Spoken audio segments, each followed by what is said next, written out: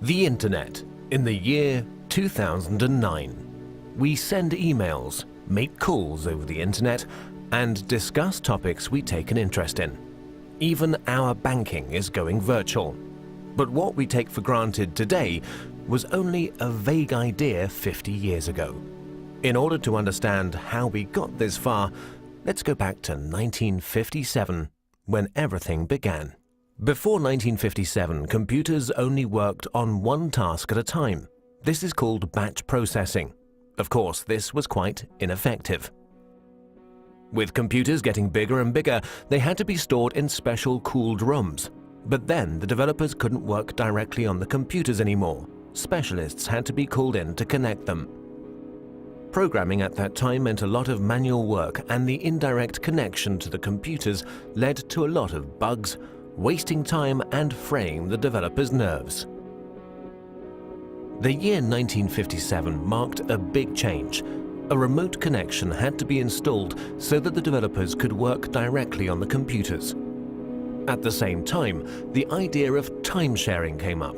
This is the first concept in computer technology to share the processing power of one computer with multiple users.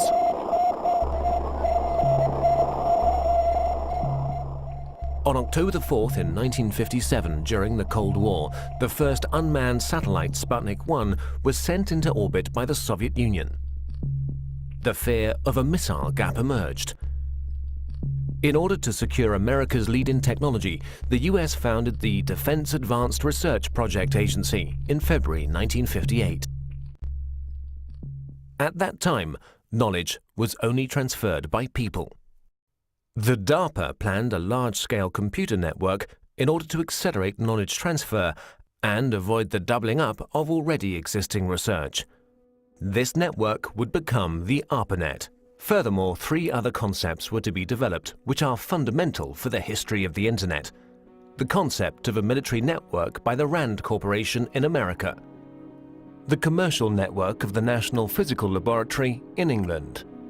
And the scientific network Cyclades in France. The scientific, military, and commercial approaches of these concepts are the foundations for our modern Internet. Let's begin with the ARPANET, the most familiar of these networks. Its development began in 1966. Universities were generally quite cautious about sharing their computers. Therefore, small computers were put in front of the mainframe. This computer, the interface message processor, took over control of the network activities, while the mainframe was only in charge of the initialization of programs and data files. At the same time, the IMP also served as interface for the mainframe. Since only the IMPs were interconnected in a network, this was also called IMP subnet. For the first connections between the computers, the Network Working Group developed the Network Control Protocol. Later on, the NCP was replaced by the more efficient Transmission Control Protocol. The specific feature of the TCP is the verification of the file transfer. Let's take a short detour to England. Since the NPL network was designed on a commercial basis, a lot of users and file transfer were expected.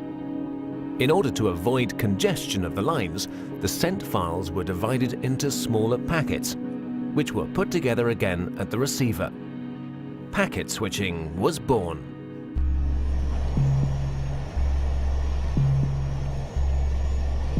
In 1962, American Ferret aircraft discovered middle and long-range missiles in Cuba, which were able to reach the United States. This stoked fear of an atomic conflict. At that time, information systems had a centralized network architecture. To avoid breakdown during an attack, a decentralized network architecture had to be developed, which, in case of loss of a node, would still be operative. Communication still used to work through radio waves. That would have caused problems in case of an atomic attack. The ionosphere would be affected and the long-wave radio waves wouldn't work anymore. Therefore, they had to use direct waves, which, however, don't have a long range. A better solution was the model of a distributed network. Thus, long distances could be covered with a minimum of interference. Another milestone followed with the development of the French network Cyclades.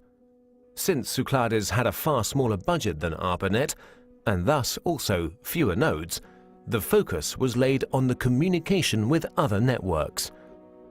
In this way, the term Internet was born.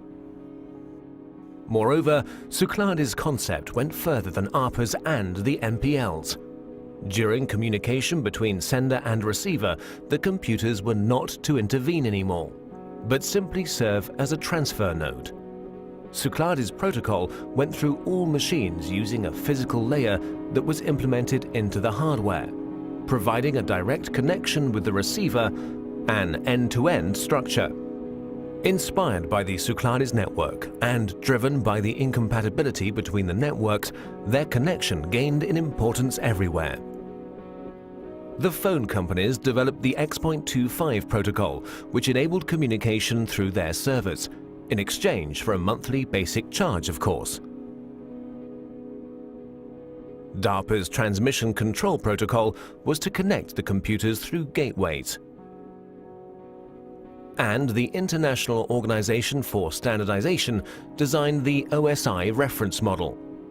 The innovation of OSI was the attempt to standardize the network from its ends and the channel's division into separate layers. Finally, the TCP assimilated the preferences of the OSI reference model and gave way to the TCP/IP protocol, a standard which guaranteed compatibility between networks and finally merged them, creating the Internet. By February 28, 1990, the ARPANET hardware was removed, but the Internet was up and running.